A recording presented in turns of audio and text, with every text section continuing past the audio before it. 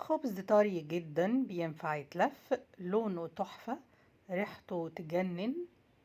تعالوا كده نعرف احنا عملنا الخبز ده ازاي، وايه المكونات بتاعته، وايه سر اللون ده. بما اننا في موسم البطاطا فاحنا لازم نستغل البطاطا في كل حاجة، وبالذات السيدات. انتبهي، البطاطا فيها مكونات رائعة، فيتامينات لا حصر لها، مهمة جدا لبشرة السيدات. جبت حباية واحدة من البطاطا لان انا هعمل كمية بسيطة، وهقشرها زي ما انتوا شايفين كده، واشيل القشرة البني. على فكرة خبز البطاطا ده مش اختراع ولا حاجة، وهقول لكم قصته ايه.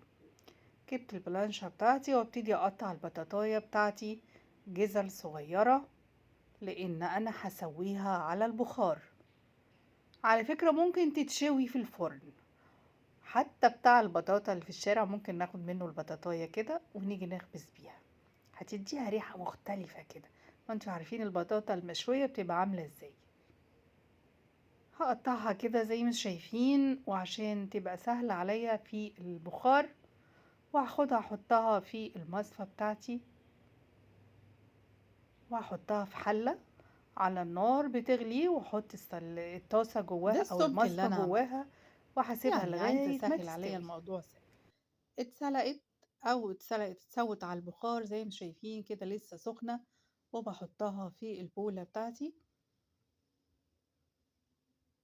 وأهرسها بالشوكة. وهي سخنة كده لازم نهرسها بالشوكة أو الهاند بلندر أو في الخلاط، عادي جدا. مهم إنها تبقى ناعمة جدا خالص. انتي لو عايزاها فيها كاكتولات حاجة بسيطة مفيش مشكلة، أنا عملت كده. حطيت عليها معلقة كبيرة من زيت الزيتون، وجبت شوية من الدقيق، دي ذرة ملح، والبولة دي فيها دي البولة دي حوالي 300 جرام دي أو أقل كمان يعني، حسب ما انتي عايزة. أنا خلتها كويس ونزلت بيها على البطاطا بتاعتي وهي دافية. دافية ليه؟ لأن احنا مش هنستخدم خميرة، فاحنا عايزين السوائل اللي موجودة في البطاطاية مع الدقيق يشتغلوا مع بعض. احنا هنا بنعمل حاجة طبيعية جدا، ما فيهاش خميرة، ما فيهاش كيميكال، ما فيهاش أي حاجة. أنا ما حطيتش مية خالص، شايفين؟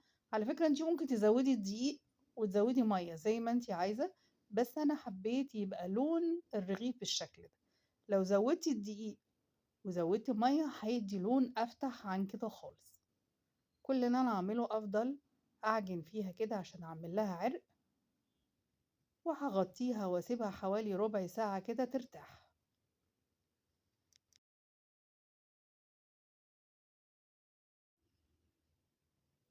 مسحوق البطاطا بيستخدموه في الدول النامية عشان مش فيه قمح، وبياخدوه عشان يقوي القيمة الغذائية للخبز. هو ممتاز على فكرة، ممتاز ممتاز ممتاز. وطبعا مش النوع ده من البطاطا. هسيبها ترتاح كده شوية، وبعد ربع ساعة ابتدي اشتغل فيها.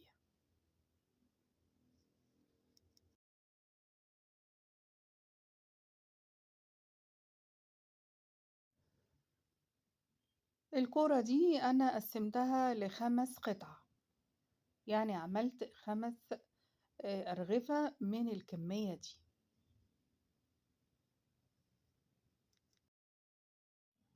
وزي ما قلت الكمية دي حوالي 250 جرام من الدقيق.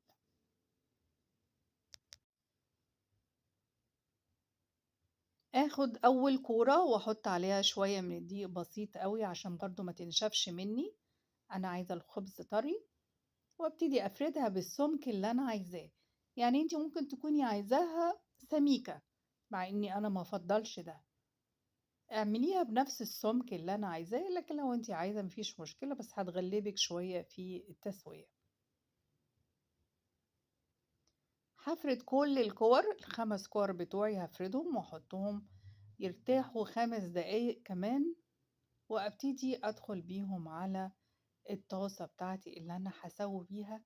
بشكل عادي جدًا، لا هادخّل فرن ولا حاجة، وخدي بالِك كمان البطاطا أساسًا فيها سُكّر، يعني أنا ما حطيتش سُكّر، فاللون البطاطا مع السُكّر اللي في البطاطا هيدّيها لون بسرعة على البوتاجاز، فانتبهي للجزئية دي، لازم تبقى الطاسة سخنة جدًا، لكن أول ما تسخن تهدّي عليها. الطاسة بدون أي مادة دهنية تمامًا.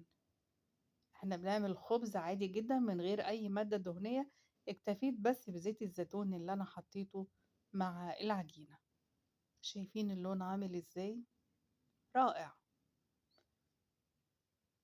أنا باشمّع من الناحية دي ومن الناحية التانية وابتدي أقلِّب فيه لحد ما يدّيني اللون ده، وطبعًا شايفين إن الرغيف نفسه مليان هوا من جوّه، اب بالرغم إن ما فيش خميرة لكن طلع وعمل كورة وبالونة من جوّه. بس خلاص الوصفة بتاعتنا خلصت. خبز ريحته ملت البيت، بقت تحفة بصراحة. حتة جبنة، شوية زيت زيتون، أي حاجة من الحاجات، جبنة كريمي لفيها زي ما انت عايزة وكلي.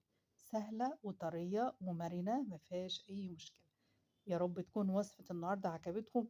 أتمنى كومنت حلو منكم وشير ولايك وتدعموني إن شاء الله. شكرا ليكم.